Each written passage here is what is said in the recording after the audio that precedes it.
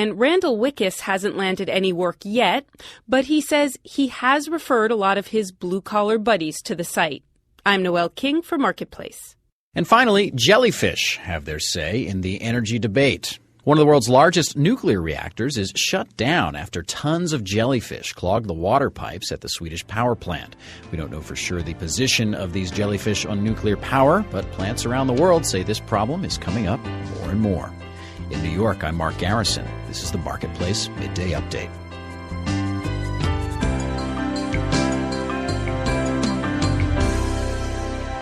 This is APM, American Public Media. If you have a little spare time, why, drop me a line in Hollywood. I'll see you in the movies. Like, what do you do all day?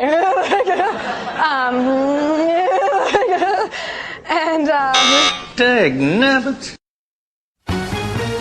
Day 2 of budget gridlock. Then no one's trying to fix it. Affecting parks, aviation, and disease control. I don't know that we'll be able to find and stop things that might kill people. Obamacare's error message. Computer problems persist this morning. Good morning. I'm Steve Kathan with the CBS World News Roundup. It's the second day of October, and it might as well be Groundhog Day. The same stories dawning again when it comes to the partial government shutdown and problems with health exchange signups. We begin with the budget battle and CBS's Bob Fuss on Capitol Hill. Day 2 of the partial government shutdown and no real progress in a divided Congress. Senate Republican leader Mitch McConnell says they're right to try to tear down the Affordable Care Act. A reasonable effort to make some changes to a law that almost everybody despises. Democratic leader Harry Reid says there's nothing reasonable about refusing to fund the government to reverse a 3-year-old law. Speaker Boehner and his band of Tea Party radicals have done the unthinkable.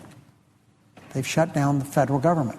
With no progress yet to open things back up. I'm Peter Mayer at the White House. This fiscal fiasco has forced the president to cancel his travel to the Philippines and Brunei. 2 other stops on next week's planned Asia trip are up in the air. He'll discuss the shutdown impact with business leaders today, but he's even more concerned about the prospect of missing the October 17th deadline for Congress to raise federal borrowing power. It'd be far more dangerous than a government shutdown, as bad as a shutdown is. It would be an economic shutdown. Some Republicans want to use the debt limit to force the president to negotiate. I'm not going to allow anybody to drag the good name of the United States of America through the mud. The shutdown's effects are spreading. From Atlanta, CBS News correspondent Mark Strassman looks at the impact on the nation's premier health agency. The shutdown means the CDC will not be able to produce the weekly national map that tracks flu outbreaks state by state.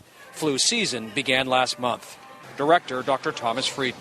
We will be less able to determine when it's come, what kind of flu has come, or to respond to outbreaks. This really interferes with our ability to protect people. Frieden worries about other outbreaks the CDC will not be able to track, including hepatitis A, salmonella, and measles. If there's an outbreak of foodborne illness that affects people in multiple states, we may not identify it promptly. Hundreds of CDC employees here will be able to keep working on long-term projects, including AIDS research and the World Trade Center health study. CBS News travel editor Peter Greenberg joins us. Peter, among those furloughed because of the partial shutdown are 3,000 aviation safety inspectors who work for the FAA. What exactly do those folks do? Well, they certify planes as being airworthy. They're on the production lines at Boeing, certifying that the new planes are airworthy. They're doing safety checks of pilots as part of a routine cycle of checking pilot performance. Those guys are not working. What's more important than that is, even though the air traffic controllers are working, the folks who train the air traffic controllers are not. And if you can't keep that pipeline fueled, pretty soon you're not going to be able to have people staffing the towers. So should we be concerned about safety? In the short term, no. But it's sort of like saying you have a full tank of gas even though the gas stations are closed, and you can drive, and you can, but then you're going to run out of gas. So given the cyclical nature of maintenance and safety inspections, not just in the airlines, but bridges, roads, trains, same issue.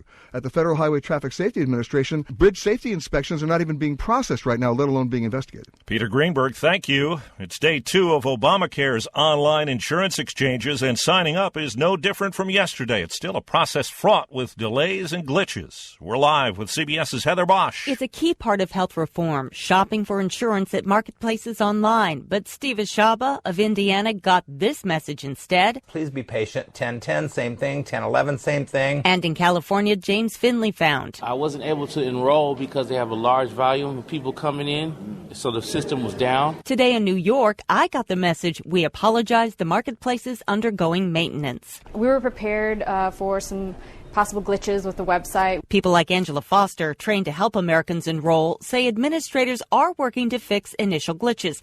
They say most of the problems are due to the big volume of people applying at once. You can enroll any time in the next 6 months to avoid tax penalties. Buena Vista, Colorado is mourning the deaths of 5 members of one family killed in last weekend's mountain rock slide. 3 lived in the town. The other 2 were cousins from Missouri. CBS's Manuel Bajorquez is covering. Hundreds of people gathered here with an understanding. This tragedy makes them more than friends, more than neighbors. We're all family here. We're just a big family in this community. 13-year-old Gracie Faith Johnson was on a hike with her parents, sister, and 2 cousins Monday. Without warning, 100-ton boulders started falling over them. Gracie was the sole survivor. Officials say she told them her father used his own body to shield her from the slide. The search resumes in southwest Washington state today for 2 hikers missing in separate locations. 2 others in the area were rescued yesterday from deep snow. There are new developments in the New York City road rage case. Caught on video, it shows a confrontation between bikers and a family in an SUV. Live to CBS's Vicki Barker. Panic, terror, and anger, and a biker hit when the driver tried to escape the motorcycle swirling around his SUV. He will be forever paralyzed. The biker's wife has been talking, and his mother. All his ribs are fractured. His lungs are so badly bruised that he's still on the ventilator. Eyewitness Edison Lendoff. It wasn't the right thing to do, not by the driver nor by the motorcyclist guys. The driver was treated for cuts. His wife and toddler were uninjured. 2 motorcyclists have been arrested. The police investigation continues. Steve? A new law in California targets what's called revenge porn. It's the modern-day practice of posting a naked picture of your ex after a bad breakup. The law carries with it a jail term of up to 6 months and a $1,000 fine. In Pima County, Arizona, Lalo Delgado made an emergency call when his car and girlfriend caught fire in a freak accident. Listen closely to the dispatcher. Is your girlfriend still on fire? No. No? Okay. It's hilarious. Is your vehicle still on fire? Hilarious, huh? The dispatcher said the laughter had nothing to do with the call and response time was not affected. Delgado disputes all that, and county officials are now investigating. Something happened in Pittsburgh last night that hasn't happened in more than 2 decades. Baseball's Pirates played and won a postseason game, eliminating Cincinnati 6-2 in a 1-game National League wild-card playoff. There's a new report out today on the death penalty. Here's CBS's Barry Bagnato. The Anti-Capital Punishment Death Penalty Information Center says the vast majority of American counties have never sent anyone to death row. 85% aren't getting any result from the death penalty, and yet we're spending billions of dollars on it. The group's director, Richard Dieter. The U.S. is a death penalty country, but when you look at it county by county, you find the disparities are huge. A new study shows only 2% of counties have been responsible for more than half of all executions since 1976. 7 of the top 10 are in Texas. Barry Bagnato, CBS News, Washington. No one's announced they're running for anything, but a Quinnipiac poll of possible 2016 presidential candidates shows Hillary Clinton with a wide lead over Joe Biden and other Democrats. Rand Paul and Chris Christie leading a mixed and tight field of possible Republicans. That's the World News Roundup. I'm Steve Kaith, and CBS News.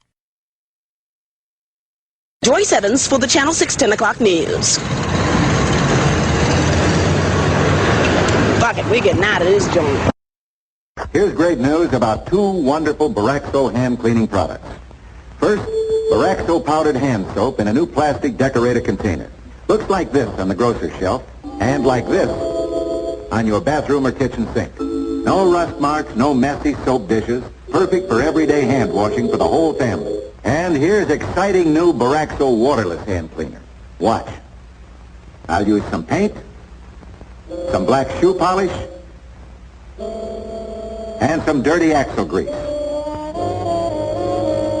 Just a dab of Baraxo waterless hand cleaner removes the toughest dirt and stains.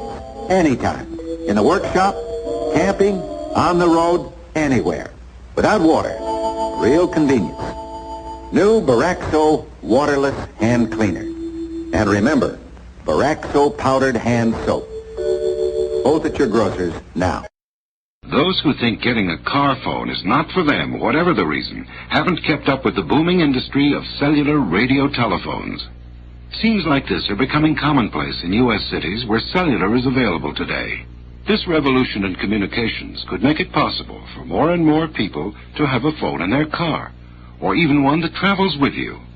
Like this unique cellular portable made by Motorola, which weighs only 30 ounces.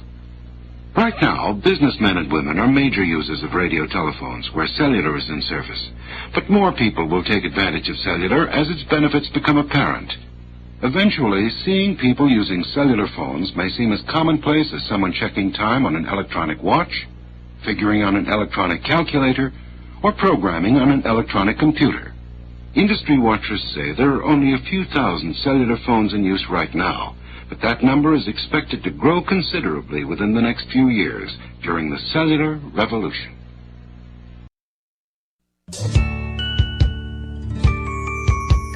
Here we are, face to face, a couple of silver spoons, hoping to find we're two of a kind, making it go, making it grow together. We're gonna find our way. Welcome back to Studio 26 on this Wednesday morning. Remember this show, Silver Spoons? Spin-off of Different Strokes, if I'm not mistaken. Anyway, still to come on the program today, we have popular tweets of the day. Rather, I have popular tweets of the day for you, as well as the song of the day and what's on TV tonight. Right now, though, it's time for News of the Weird. All right, so let's cue this back up.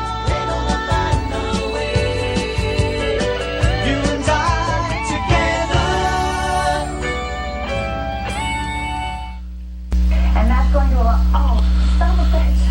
Why is this happening? And it's time for News of the Weird on the second day of October 2013. And starting off with, did Earth capture its moon from Venus? Scientists at a London conference on the moon's origins raised the possibility that Earth's only natural satellite originally circled Venus. The theory has little support among lunar experts. Space.com reported yesterday.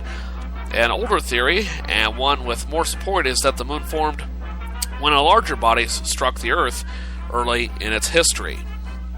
Now, scientists who raised the Venus theory at the Royal Society conference suggested that Earth's stronger gravity allowed it to capture the moon from its sister planet, Venus. Venus is close to Earth in size, but with a mass about 20% less. While the impact theory has some glitches, the similarity of the moon and Earth in chemical makeup suggests the planet gave birth to its own satellite. In other news, a University of Missouri graduate, I posted this video the other day on my Facebook page, by the way, has become an online star with her dance video, resignation from a Taiwan news animation company. Marina Schifrin, who graduated from the university's School of Journalism, posted her resignation video to YouTube Saturday, and it has since received more than 6 million views. The video depicts Schifrin dancing to Kanye West Gone while in the Taiwan office of Next Media Animation at 4:30 in the morning. The video has captions explaining Schifrin's frustration with her job and telling the company that she is quitting. Next Media Animation specializes in making animated videos that satirize the big news and entertainment stories of the day. Schifrin said the job made her frustrated with journalism. And finally, charges have been dropped against the alleged Spider-Man robber. Authorities in Pittsburgh said a store has decided not to press robbery charges against a college student who wore a Spider-Man costume as an apparent prank. Prosecutors said they have withdrawn the robber charge against Jonathan Houston, age 21, of Oakland, and he was to be released from jail yesterday. That's according to the Pittsburgh Tribune-Review. Houston had been suspended from the University of Pittsburgh since his September 20th arrest, and his attorney said he plans to get the arrest expunged from his record and return to classes as soon as he can. And that, my friends, is a look at News of the Weird for this Wednesday.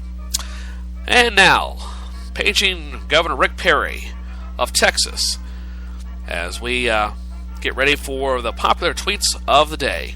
Oh, Governor Perry